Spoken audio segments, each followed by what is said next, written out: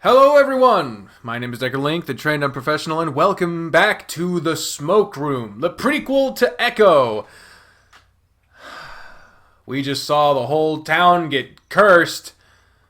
Fuck, man. How the fuck is this episode gonna follow up on that? I carefully scramble up the boulders out into the early morning, the sun just barely rising. All the better that I'm getting out before the town really starts to wake up. I slide over the boulder to the boulder to the ground, my button up and undershirt riding up as I do, and feel the rough rocks scratch through my fur to my stomach and chest, jawback and chest.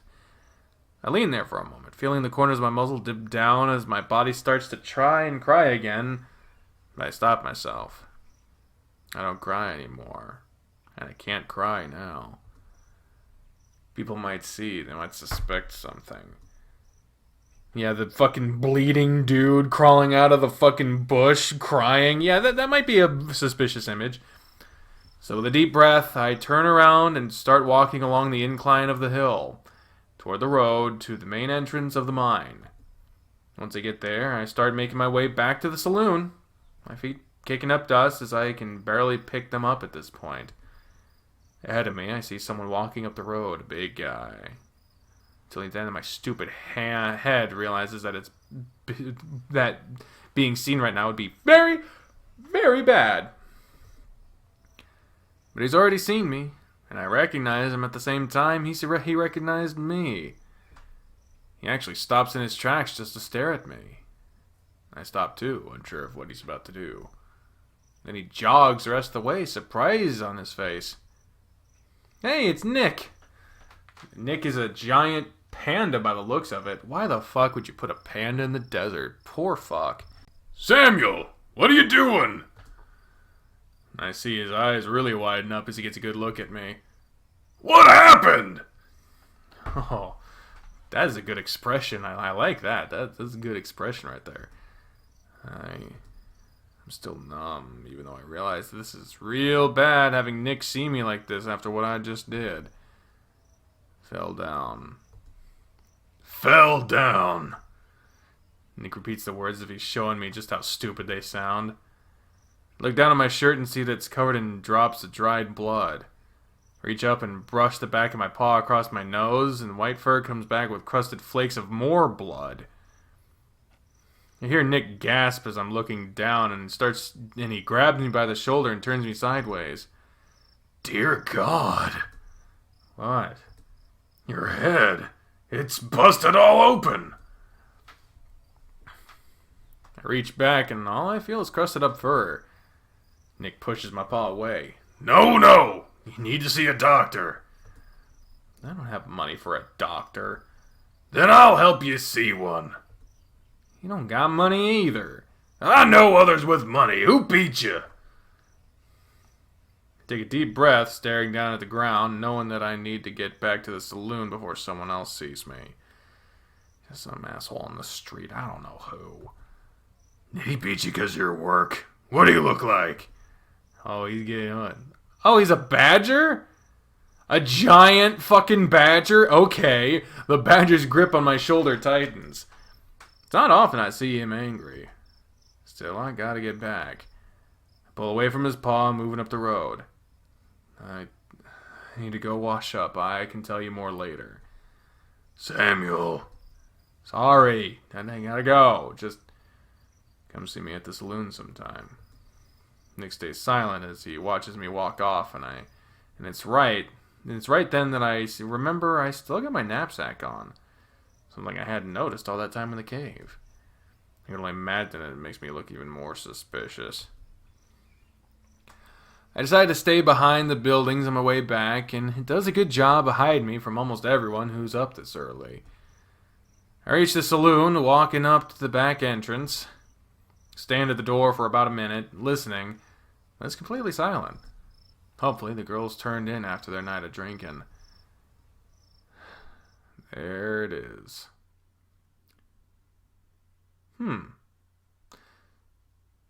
going to keep that thought to myself. I open the door quietly, glad to see the place is completely empty. On my way through the kitchen, I grab a small bottle of old rye whiskey that I can find, just hoping that I won't be missed, and if it is, that'll be blamed on someone else. As I move up the stairs as quietly as I can, I do hear some low murmuring coming from one of the girls' rooms, but I'm quiet enough on my feet that I'm sure they don't hear me. Finally get up to my own room, open the door, wincing as it makes the usual creaking sound that it always does, hoping to God that Cynthia isn't up to hear it. Stand in my room for a while, just staring, wondering how I got myself into this mess. At the same time, realizing it's all my own damn fault.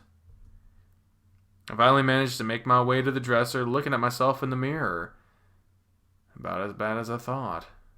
White fur mussed up everywhere, stained pinkish red down my nose and chin. My right eye swelled up a bit. I can't see the back of my head, and when I turn it this way and that, I can tell from a few glances it's a disaster back there.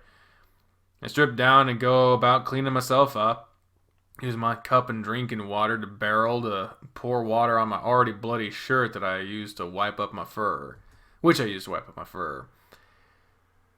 I get to the back of my head, I can feel the skin moving around in ways I'm not used to, and I wonder if Nick was right that I should see a doctor and get stitched up. Maybe after I've slept. That's a terrible idea. Like, I totally empathize with not being able to afford to go to a doctor. That's, like, my life. But, like, For now, I settle for opening the whiskey bottle and taking several swigs before pouring it out on my shirt and pressing it to the back of my head. Yep. My vision flashes white as I suck air hard through my teeth, screwing my face up as I try not to scream. Do it a few more times until I can't stand the pain anymore, dropping the shirt to the side of my dresser and finally stumble into my bed, carefully laying face first on my pillow. The warmth of the alcohol in my stomach dulls the aches in my body, and gratefully, I'm able to fall asleep. Ah! I'm back in the hollow, laying flat on my back, staring into the dark. My face feels strange over my forehead and eyes. It's like it's caved in.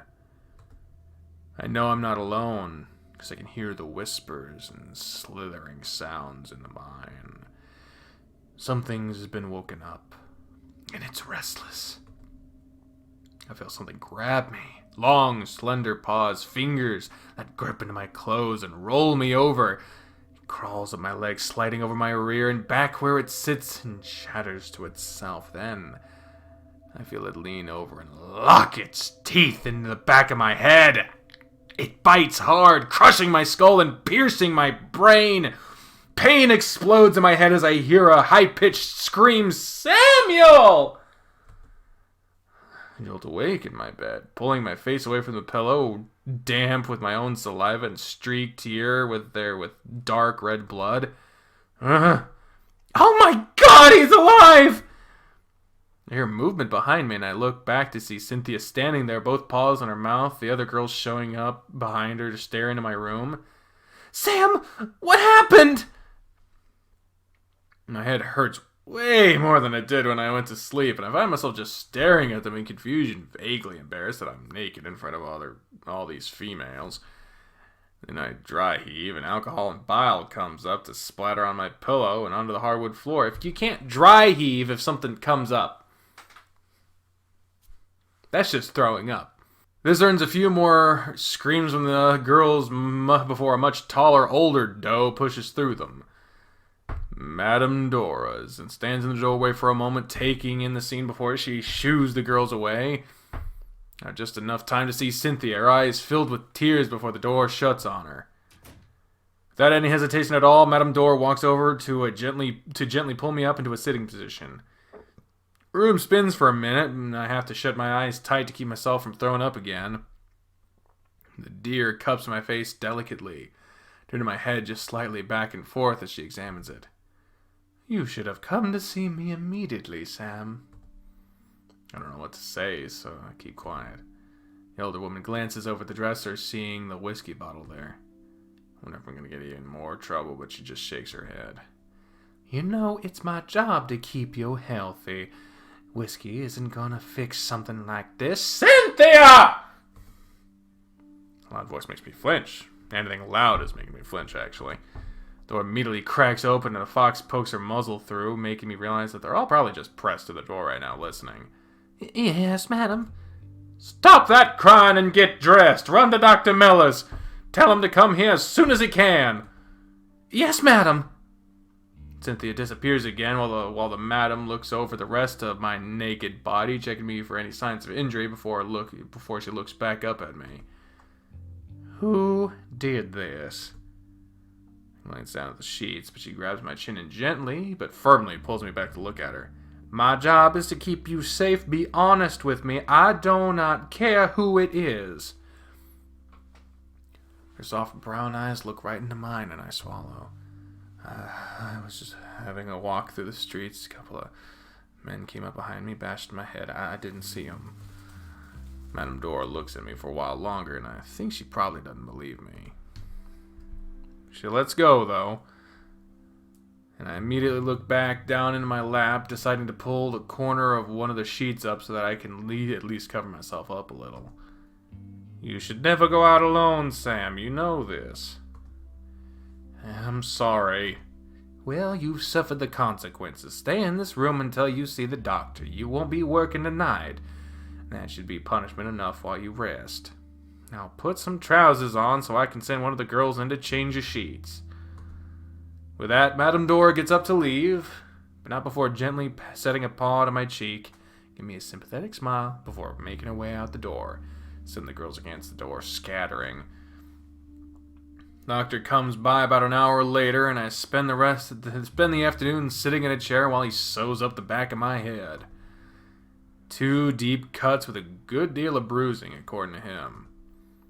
He also mentions that it looks like I got hit with a heavy tool of some kind. I just sit there quietly, wincing every now and then as he draws the needle and thread through my skin.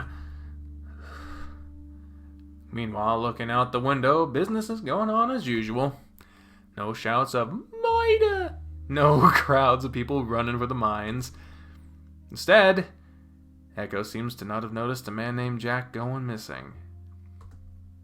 Still, my stomach twists at the thought of what happened, and I'm still numb, both outside and inside. Maybe that little hollow is completely forgotten to the point that no one's been in there for years. If that's the case, then I might be able to make it out of this alright. But I'm not alright. I can feel it in my chest. I killed a man in that mine, that's bad enough. But something else happened there, and I don't know what it is. What I do know is that it feels like it's clinging to me, still watching me. I close my eyes, listening to thread pull through my skin, just wishing I'd never met Jack, never trusted him, never went to that horrible mine. I've lost almost everything, and now I just might lose the rest of it.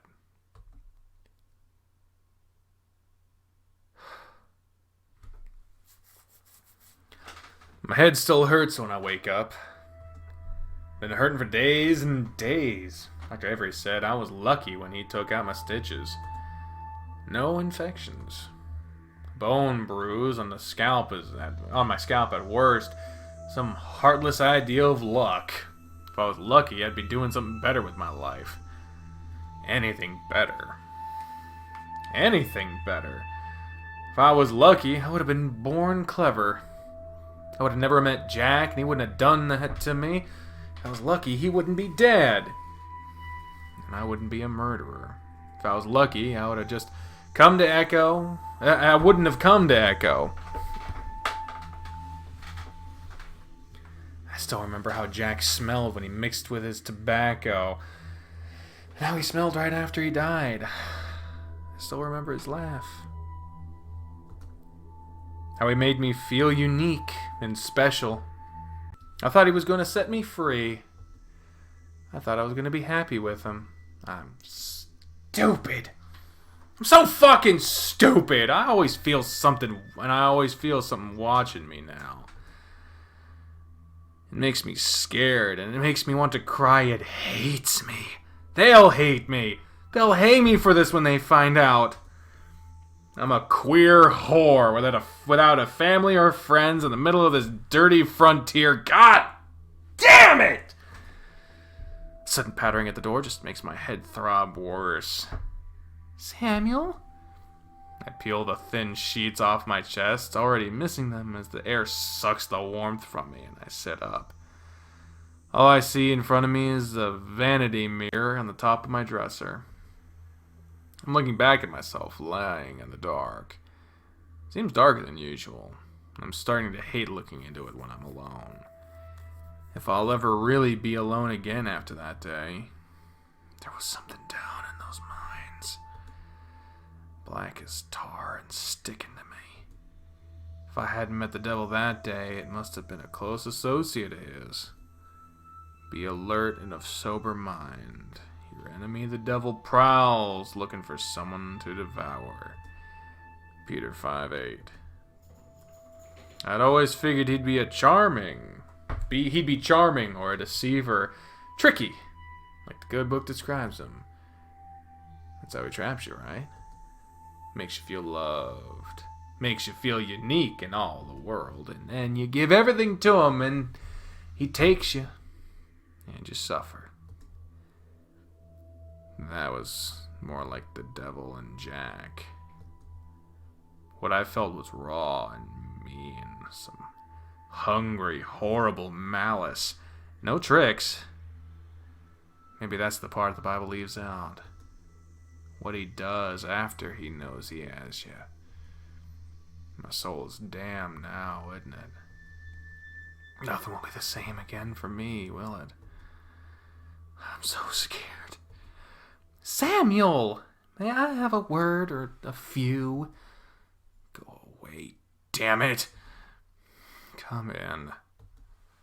She bounces in, then falters. I see her narrow eyes widen, and the smile on her muzzle curls into a frown. I didn't mean to hurt you. Stupid of me for being to be so loud. It's not so bad. It is. You're crying. Hot streams run down my cheeks as I realize she's right. I watch for her soft, sorrowful look to twist into curiosity, but it never does. I start to wonder if the reason Cynthia has her job is because she's such a good actor. How could she not be suspicious of me? How could nobody ask again? Cynthia pulls out a thin roll of parchment from her dress pocket and places it gingerly on my dresser. Madam wants you to run a few errands today, considering you've been idle. Could be helpful for you to get out and about for a spell. She smiles shyly as she withdraws her paw from my vanity, twirling to face me when she reaches my doorway. Find me if you need me to do this for you instead, of course. And return before dark. Stop fussing. I wouldn't be caught dead outside after dark. For the first time I see Cynthia's features twist into a severe expression. Her voice lowers into a sharp hiss. Well, that's the frightful possibility of the moment, is it not? Follow the route. Do not bother going if you cannot. She closed the door on me without another word. The parchment just reads, take the day off and mingle with some folks in the saloon. If you plan on going out, follow the safe route where trusted eyes will be on you. Spend some leisure time today. That's not a request. I groan.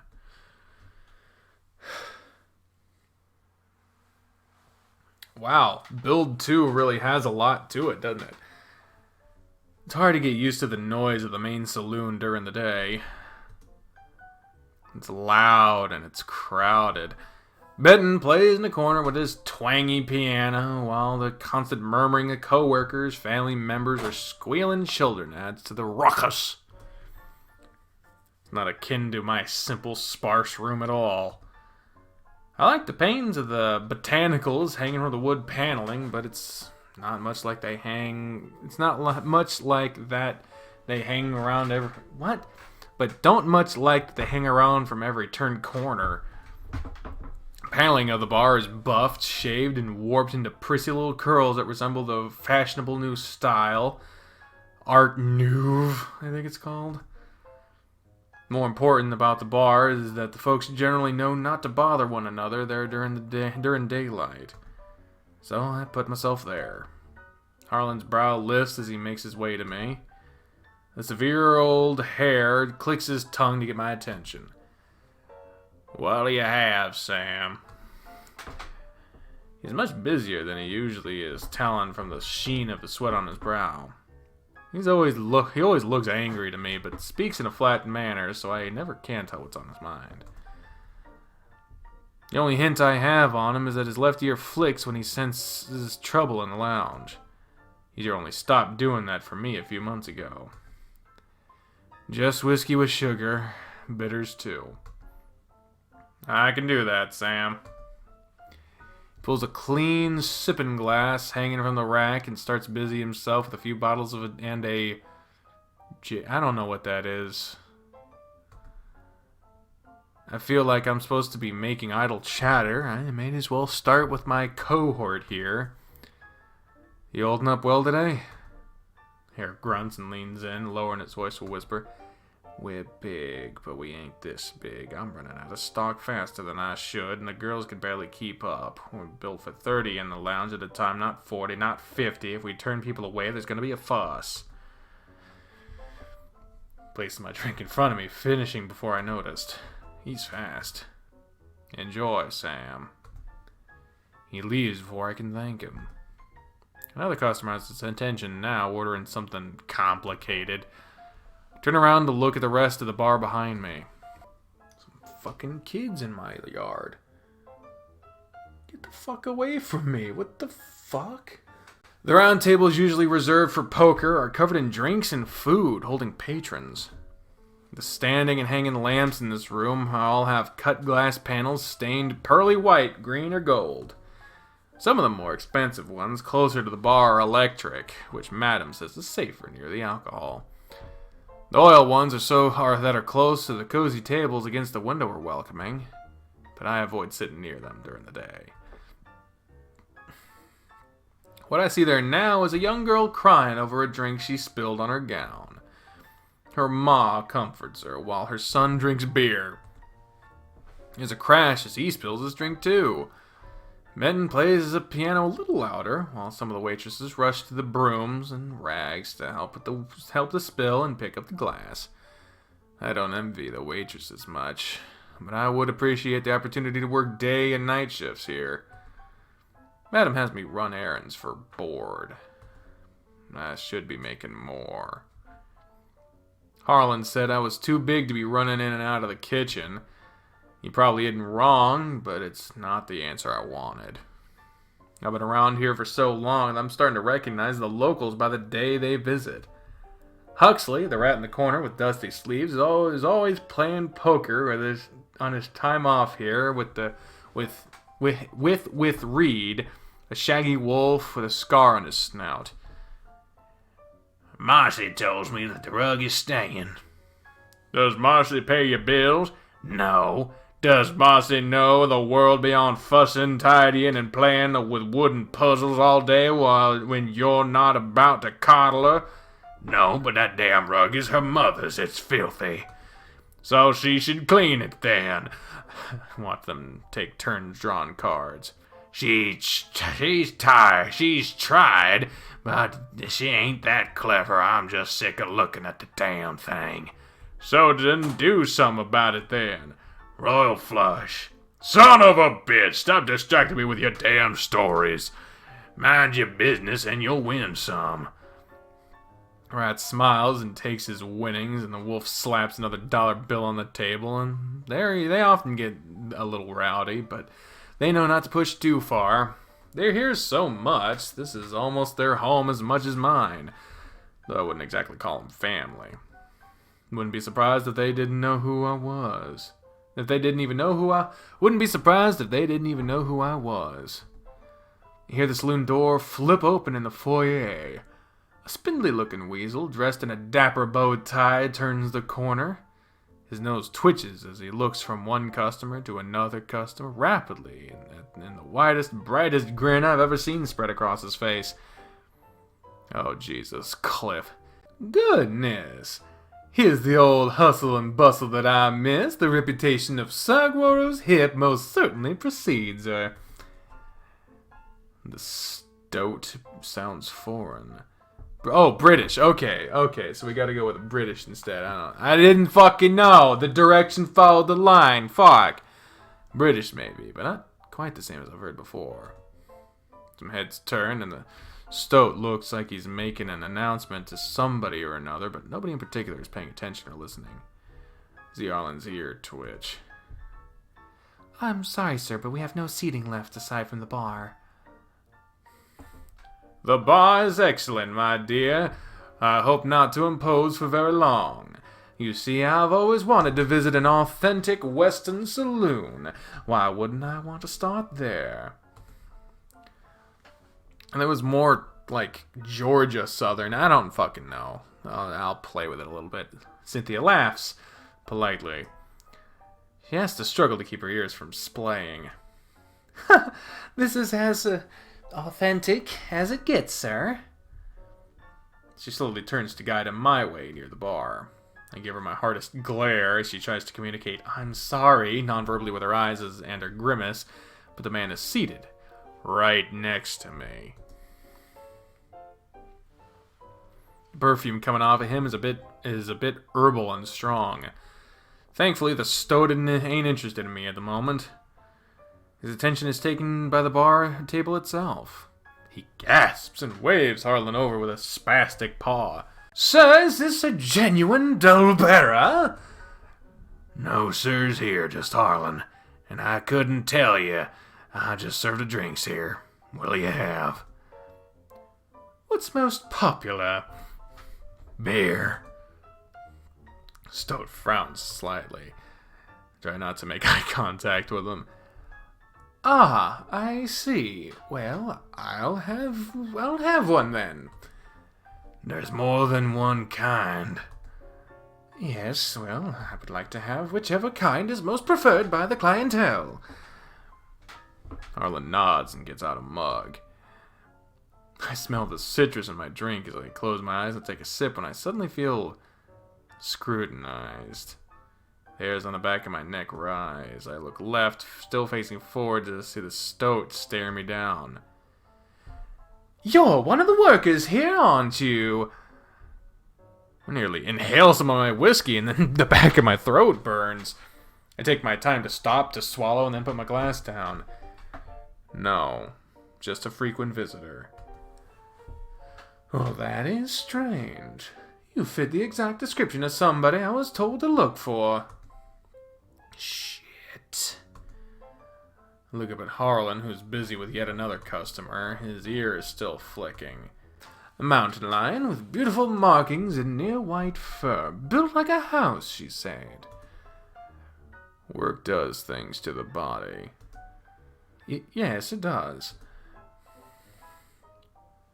I could see the insides of his tiny ears blushing. He'd probably be cute if he didn't talk. This one won't be able to tell you very much about our evening selections. Come back after dark if you're interested. Harlan's voice is cold and sharp, and I suddenly feel a welling surge of thankfulness from him. Oh, my apologies, then. The stoat trembles on his pink paw, and as his pink paw glide over the buttons of his satchel, playing with them nervously. The ladies will be able to help you with whatever you need.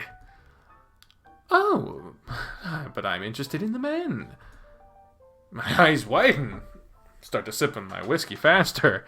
I don't mind that it burns going down. I just need something to keep my mouth covered so I'm not audibly gasping. I'm afraid we're not that sort of establishment.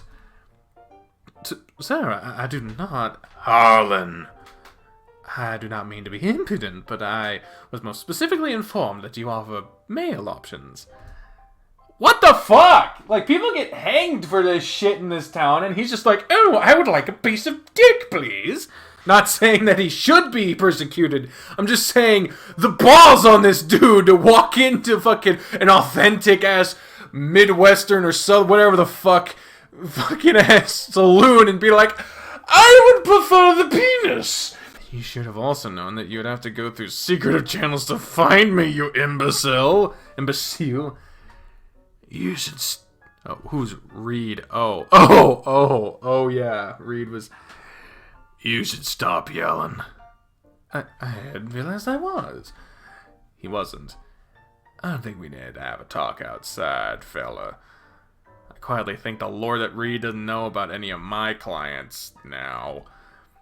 The bags underneath the middle-aged wolf's eyes are extra puffy today, but he always has a stale smell about him.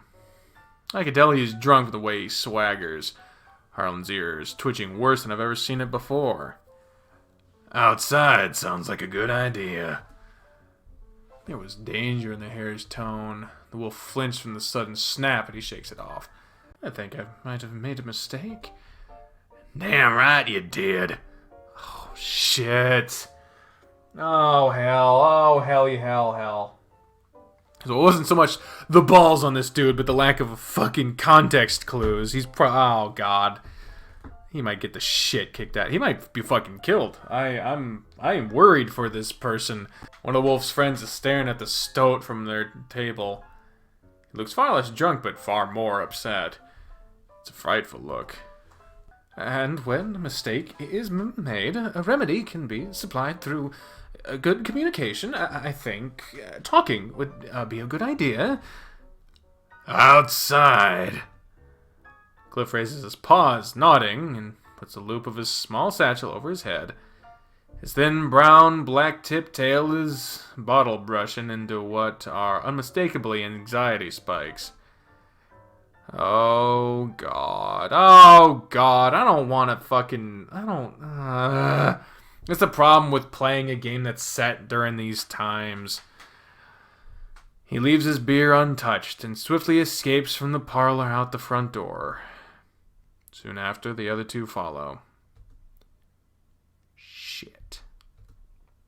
I have to think over my options. Seems like my new foreign friend is getting the authentic experience that he was after.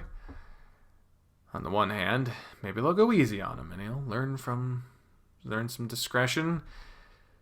On the other hand, they might kill him if nobody's around to look. I rise from my seat.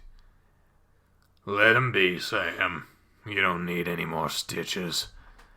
I shrug and whisper, you just lost your customer. I don't necessarily want to do the same. I need the money.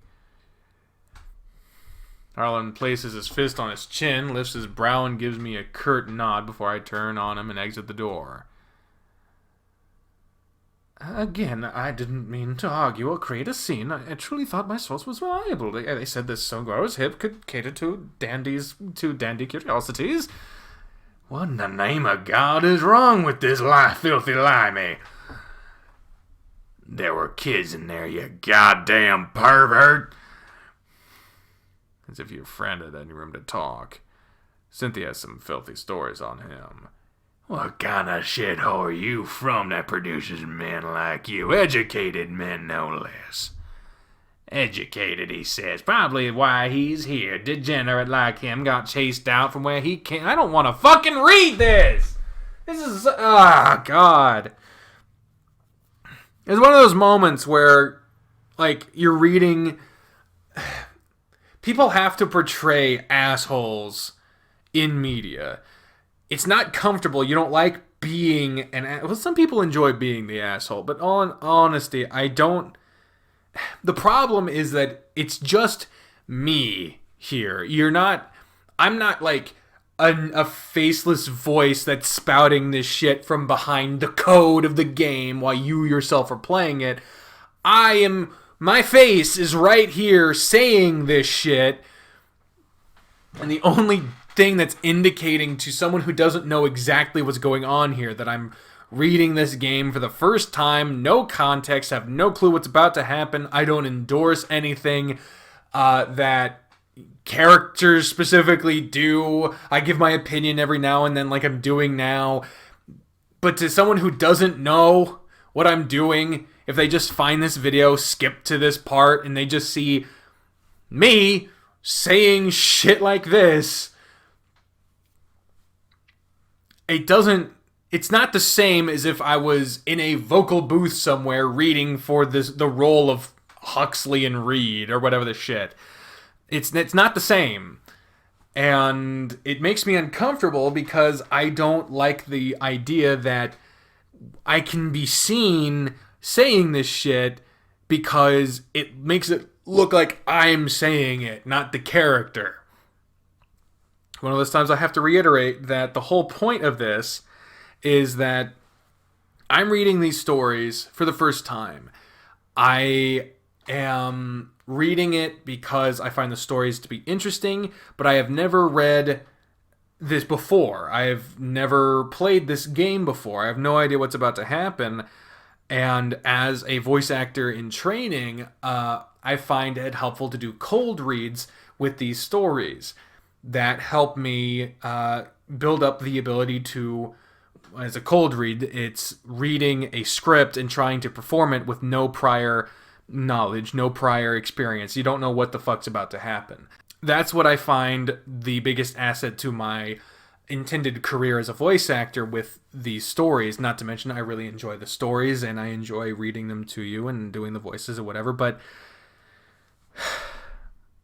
it just fucks with me when they throw shit like this at me, and it's weird because I've read stories where I was doing the voice of someone who's planning to destroy like the entire multiverse or whatever the shit in like Major Minor, but and that was okay because it's so outlandish that it's no way that someone could misconstrue me as actually saying it myself. And really, it's a huge stretch for anyone to take a look at the exact setup here, not notice that the fucking game screen is way fucking bigger and the lines are right fucking there, but you still see me doing it, and it's something I struggle with this format. I really do struggle with it, because yeah, I know it's just a role, and I know it's just a character, and it obviously doesn't reflect on anyone. The people who wrote it, the people who designed it, the people who coded it, me. It doesn't reflect on any of the people involved in this entire scenario, just the characters. But some people don't get that, and I've had problems with that before. People who didn't understand what was happening. Anyway. I'm sorry. I'm sorry I had to go on and say all that shit, but I feel like I have to say that every once in a while, because yeah. See? That's what I'm talking about. Like, if I'm supposed to read this fucking line here and say that, then then it's not Reed saying it to someone who doesn't know what's happening. It looks like I'm the one saying that shit, and it's not okay. Wouldn't be the first to lie. Not so sure he's a caught him making eyes at Marcy. The wolf guffaws. Well, who don't? She's a nasty bitch. Okay, that kind of lightened me up a little bit. Even though, weirdly, that's still not something that's okay to say to someone or about someone. Oh, fucking hell. He's a filthy bastard who just wants to fuck anything, isn't he? Well, I certainly want to fuck neither of you. God damn, dude. You're gonna die. You're gonna fucking get moited. I'm so worried about you. Yep, there you go. The wolf's fist meets Cliff's stomach with a harsh impact. The weasel tumbles into the dirt, yowling as he spins. God damn, Phil suits you better than that woman's shit you're wearing, you greasy pile of shit. Why am I getting like fucking music for this? This is weird dissonance here. The rat advances onto the weasel's new location. He lifts his leg, lets it hang in the air for a few seconds, then lets it fall. He kicks 3 times. Hard. Cliff is letting out a horrible noise. Start to wonder if the little guy will get up. Which unfortunately means I may have to get into another fight. Claws extend. And all of a sudden the rat stops kicking Cliff. He's sniffling and sobbing on the ground when the clamor of dozens of doors opening and people leaving their homes sound throughout the street. I spot William in the distance. He's staring in the direction of the alley. Shit! I'm not paying for another fucking fine. Let's get out of here before we get recognized. I like booze better than I had candy at. What? I like booze better than I had candy asses. What? The two quickly run off, leaving the weasel curled on the ground, covered in dirt and bruises, tears streaming from his eyes. He makes pitiful sounds as I crouch over him on my knees. You alright, Professor? As a student? Can you move? I don't know. Wiggle your feet. They move fine. Now your hands. Now your fingers. Good, you're fine. No, I'm not fine. I was beaten. Everything hurts. But you'll live without any permanent damage. Better than I can say for most who would have had the balls to do what you did back there. He's about to say something else. Furtively, I look left to right, make sure nobody's looking. People are passing us rapidly, but few are paying attention. Must be something important happening in front of us. I bend down to shut him up with a soft kiss. Ooh. He squeaks in surprise, trembling. His tongue is tiny and receptive, and he tastes like mint. Maybe that'll help the pain. He stares at me, wipes a tear from his eye, and slowly sits up. I'm amused by the sudden lump in his pants. Jesus fuck. You had the right place. Be smart about it next time. You're supposed to be good at that, right? There's a sudden disturbance at the town center. Hushed voices and urgent chattering all the way. Don't worry about getting a punch thrown at you from time to time, being what you are here. See, there's always something for these folks to busy themselves with. They can how they control themselves. They'll forget this in no time. I turn back to put on my best smile for Cliff, but he's already gone. Seems like he's a slippery fellow when he wants to be. Maybe he'll remember that next time some slob's fist is trying to make intimate contact with his gut. He is a doctor, after all. If he's really a quick learner, then there really shouldn't be a problem, should there? I grow more concerned just pondering it. Meanwhile, the crowd is growing. Most of them are men, some of which I recognize, most which are strangers. There are, of course, plenty of women peeking from the windows, pretending to arrange their curtains, but among the crowd are two familiar figures. One's William. The other is a red fox with a camera slung around his neck. Murdoch. I've seen him work at the general store and do odd photography jobs around the town, but I've never had to speak with him. I don't know what these miners expect you can do, unfortunately. Big Coyote sighs. The usual, I suppose. They want me to sniff out a scumbag so he can dangle on the end of a rope. And then they can piss themselves drunk. What else? Fox smiles and sadly shakes his head. How cheerful. Well, at least it sounds like they know how to have fun. They might have had justice if only they had waited. I already know that Avery will tell me that these photos are useless. These boys are out for blood. They're hungry, they're tired, they're overworked, and now one of them is dead. Even if you paint the prettiest picture of how some bastard got drunk and nailed himself in the head, that's not gonna give them the relief that they want. Well, maybe a keener eye than mine can produce some evidence. These pictures aren't going to show them anything interesting. Perhaps we can tell them that Ralph did it. Don't joke like that. Who's joking? The two men notice me. Sam, just the man I wanted to talk to. William scrutinizing me with his sharp gaze, like he always does. I can read the familiar twinge of anger on his face when he stares at me, and I can sense a harsh protectiveness there, too. Similar to Madam. Talk away. Somebody reported a dead miner. My chest tightens. Folks suspect foul play. Fox suddenly speaks up, and unfortunately tampered with the crime scene. My ears perk up. William gives me a look at that. Fox regards me with a kind, thoughtful gaze. His chirpy voice disarms me, and I feel a little less scrutinized. They brought the body to the town square, wrapped up in a blanket, and extracted the purported murder weapon. Well, that sounds fucking familiar to some shit that happened in the ending of the Flynn route, but you know what? Stop fucking putting shit together, would you? And just read the goddamn story. William growls and nods, jerking his head at a canvas in front of a hanging tree. Pulled the pickaxe clean from his skull.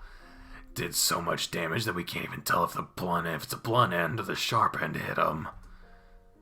Why does that matter? Well, it muddles the narrative, doesn't it? Was he hit in the head, or did he hit himself? He didn't have safety equipment or a light. He doesn't need to know that many details, Murdoch.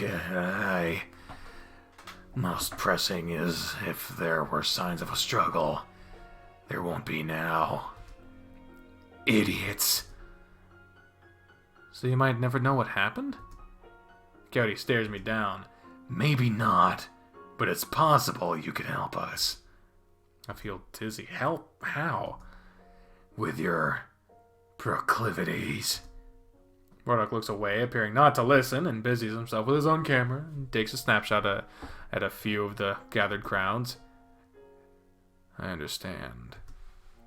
I try not to look horrified, but it isn't working. I know you've seen plenty of miners. Folks get sloppy when they're, well... William's eyes linger on me, starting from the base of my feet to the perk of my ears.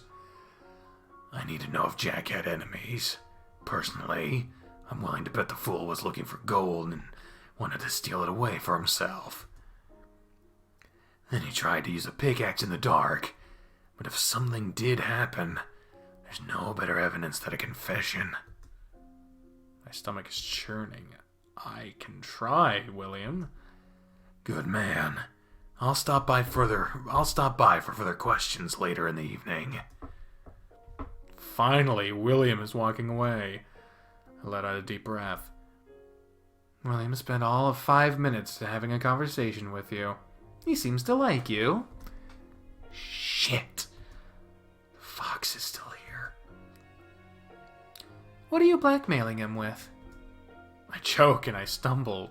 I don't want to be here anymore. I see Murdoch cork an eyebrow, and his smile grows thin. I was just joking. This smug prick. His tail sways slowly behind him, as if working up a thought. He sniffs the air for a second and his gaze widens. But his scent is on you, so maybe not. Either way, it's not really my business. I can feel my tail twist up and a little bit of heat rises to my ears. I'm in no mood to be toyed with. What ain't your business exactly? The fox flicks his ears to the brothel and makes a jerk-off motion in the air. Just paying for something I can get for free, that's all. I certainly wasn't expecting an answer like that, but I can't help but laugh. Sounds like being a sucker. Not the word choice I'd use for this conversation. Not wrong to some effect. He shrugs. Maybe I'll have some questions of my own tonight when William shows up. And maybe some answers, too. Answers. Yeah. Like how to have fun around here. Breaks my heart to see a newcomer so gloomy. I'm not looking for fun. I'm looking for prospects. Fun and prospects don't have to be so separate. That sounds like some kind of shit that Jack would have said. If anything, I can help on the connections end. I've got more than a few. 3rd generation, born and raised. Sounds suspect. Well, I should hope not. Locals around here have reputations to uphold. After all, wouldn't want to be seen as a troublemaker. He grins. Not the kind of reputation I'm after, I'm afraid. Good thing that we're balls at, or what the fuck? Good thing that we're balls at it here, then. What the fuck does that mean? Clean-cut grocers and school teachers, no pirates, no bandits, no upstart revolutionaries. Bit pathetic if you ask me. But it puts bread on the table and in and up and coming city like Echo. It would bode well to have your name established on the map early. I can tell why he's kept his job as a salesman now. Maybe I'll consider your advice. Maybe is all I'll need. Murdoch takes a bow and makes a hand gesture before turning away on his heels, his big tail swaying from side to side. Well, that was certainly a tense exchange. On the next episode of The Smoke Room, we'll see probably what happens when William and/or Murdoch comes to collect some answers from their questions. But until then, ladies and gentlemen, I have been the Trained Unprofessional. Speaking for that goddamn old outro. You know what? I'm just not doing one. Bye!